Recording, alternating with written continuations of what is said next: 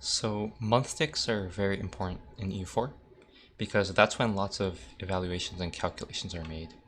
So for example, if you have a Navy out,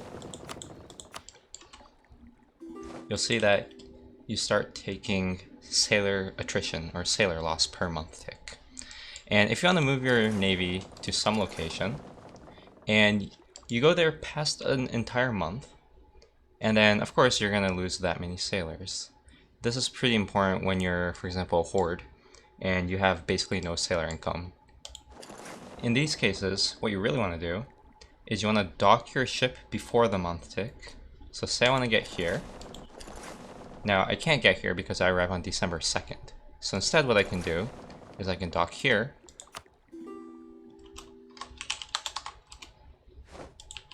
Wait that month tick out. And then move my Navy again. And this allows you to conserve the sailor loss from that month tick. Okay, similarly, you can do stuff with your army as well. So suppose you have a province with some unrest. Of course, what you can do is you can send your unit to suppress rebels to get rid of that unrest, assuming it's lower than 5. But maybe you want your units to move, maybe to prepare for another war. In that case, instead of moving all the way to where you want to do, just select where you want to go, and then just look at that pathing and try to copy it. Okay, and make sure you arrive before the month ends. Okay, so this is not good. So I can instead arrive here.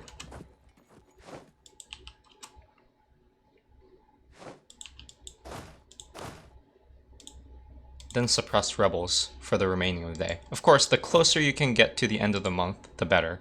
Like for example, right now, you see that this takes till January 1st. Well, if I had a high maneuver general, I probably could have plopped that in as an improv, arrived here, and then gotten rid of this unrest. Okay, you can do something very similar with professionalism as well.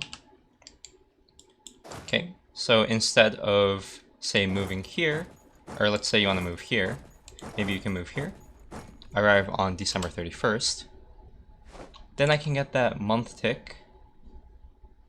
Oh, sorry. And then you can get that month tick of drilling. See, because drilling only cares about that 1 month tick.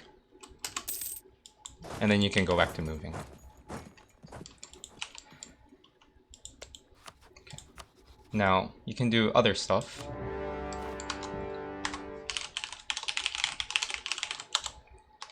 To avoid attrition. So if you have a lot of siege ability, let's give myself a bit more.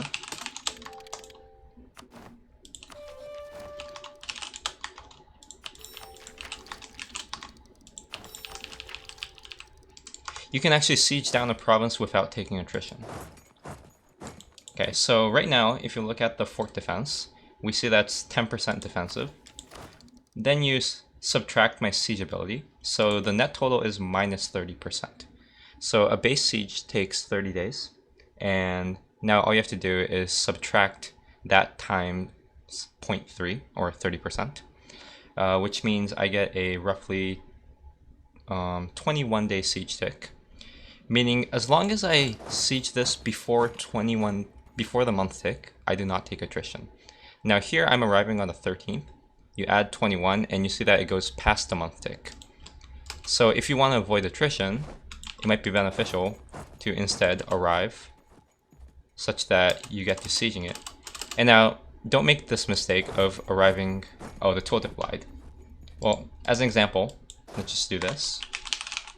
I'm going to max out my manpower, since then I don't get any manpower regen, just to show that I don't take any manpower loss.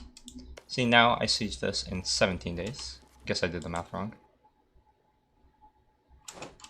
And at this point, you'll see that there's no attrition to be taken. Now in ideal worlds, you want to arrive on the 2nd of a month whenever you go for these sieges.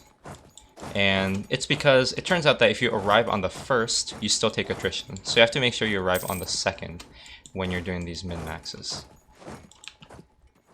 So for example, you might want to do awkward pathing like this just to make sure that you arrive on the 2nd. So in this case, if I take this path, I'll arrive on March 31st. So I know I just have to wait for 2 more days. Then I take this pathing to arrive on April 2nd. Then I can siege this down without taking any attrition.